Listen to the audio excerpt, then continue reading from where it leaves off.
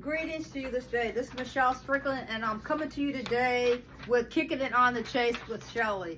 When I do it, I usually do it on a Saturday, and I talk about things that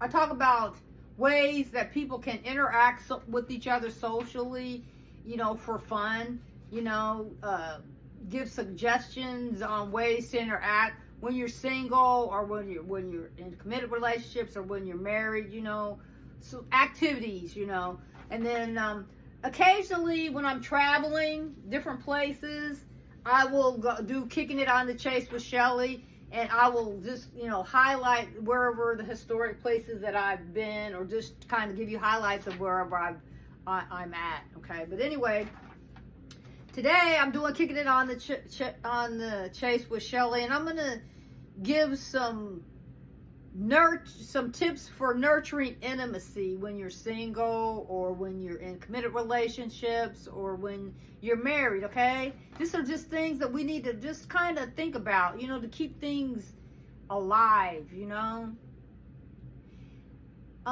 Dating. I think you should continuously date each other, whether you getting to know each other, whether you're in a serious relationship, or whether you committed, or whether you're married. I think you should continue to date, because that just keeps things fresh and lively. Dating is an exciting journey that allows individuals to explore connections with each other. Building intimacy, both emotional and physical, is a crucial aspect of any healthy relationship. This can be a thrilling yet sometimes challenging endeavor. We're gonna explore some valuable tips to help you to navigate the path towards deeper intimacy, fostering meaningful connections. And I believe, when I'm dealing with somebody, I want us to have some similar likes that we have, that we could share, but I also want to deal with somebody that has their own thing, but I also want somebody that can help me with what I might need help with, and I might be able to help them with what they need help with, somebody where we can exchange ideas, but they have different, goals and objectives, but have some similar things that we can do together, that we share and like together,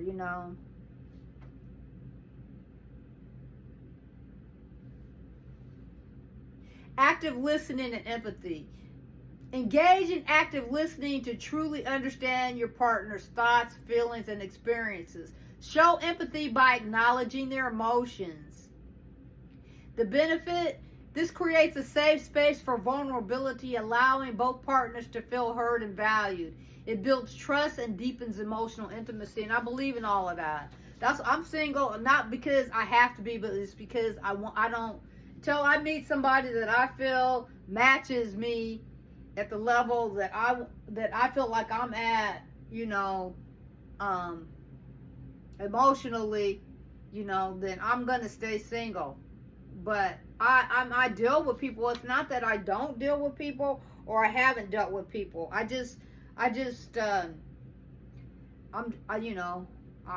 have a specific criteria, and if I go by how I feel too, I listen to my feelings, and I want somebody that's balanced. If they're not balanced, I don't have time for them, because I don't want a confusion in my life. And so for me, it's going to take me a while to meet somebody who has the kind of criterion that I'm looking for. And I may never find them. If I don't, that's okay. But I'm balanced within myself, so I'm okay with that. But let me keep going. Open and honest communication. Communicate openly about your desires, boundaries, and expectations. Be honest about your feelings, even when they might be uncomfortable. The benefits: the transparency cultivates a foundation of trust, reduces misunderstandings, and fosters a deeper connection. It also encourages reciprocation, allowing your partner to open up as well. So be careful with that. Make sure you have somebody that you can trust, But I look for that. And I watch people for a long time, you know. I give them a chance every now and then, but I watch their behavior for a while to see who they really are. Because I don't want to get intercepted by some fraud, you know, that says they're one thing and does another. So I watch people for a while. I'm not trying to run because I'm not in a hurry. I don't have to. So for me, I'm watching. Because your actions got to balance up with what you're saying, and it takes time to see that. You can't just see it overnight. It takes time to watch and see what people really are about. And if their actions are in alignment with their behaviors, and it takes time to see that. Shared activities and hobbies. Now, I want somebody that I share certain activities with. You know, I'm the kind of a person that I might not do the most extreme sports, but I can do some extra things that are more extreme than what most people can deal with.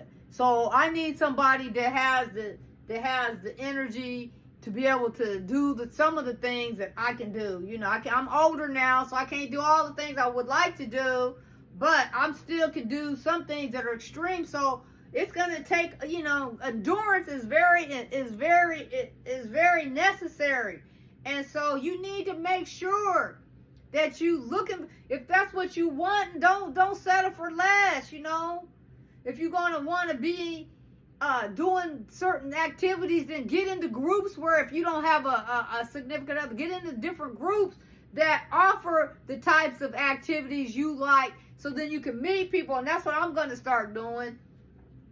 That's what I'm going to start doing, you know, because I like certain things I like to do.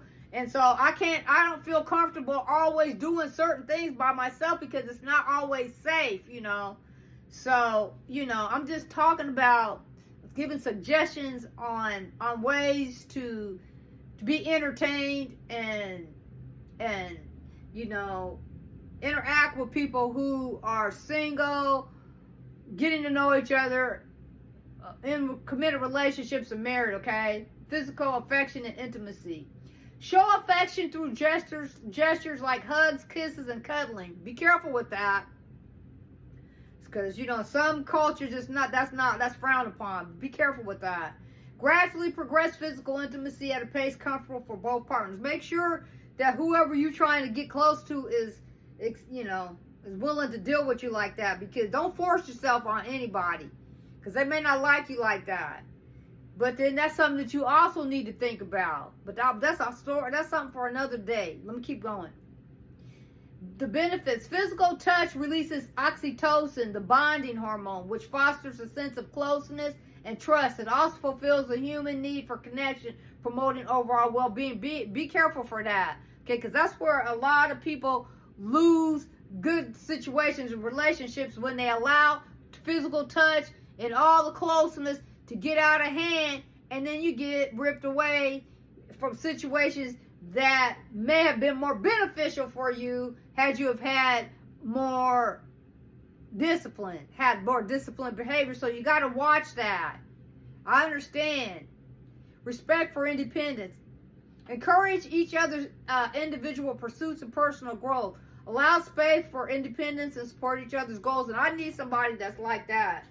Because, you know, I don't have to always be around somebody. Because sometimes I know we're both going to have to be away from each other, you know, for however long. But I need somebody that's strong enough to understand, okay, you're here, we're there, I'm there. We got to make our money or you know, do whatever we got to do. But let's connect with each other in different ways so we can stay close. But we got to understand, okay, you got to go sometimes, that's fine. I got to go sometimes too, that's fine. But we come back together, you know. It's important that each person be able to follow their own pursuits, you know. Especially if they come into meet each other at a point where they both have things they're doing, you know. The benefits. Respecting independence shows trust and confidence in your partner. It allows for a healthy balance between togetherness and autonomy, strengthening the relationship. And I believe in that. I don't have to be up underneath somebody 24/7, but I want to know that for me, whoever I'm dealing with, that they are devoted to me only, that our separation is only for whatever the reason is for that. But when we come back together, it's only us. And when we're separated, it's only our connection between us. And that's how I deal with life.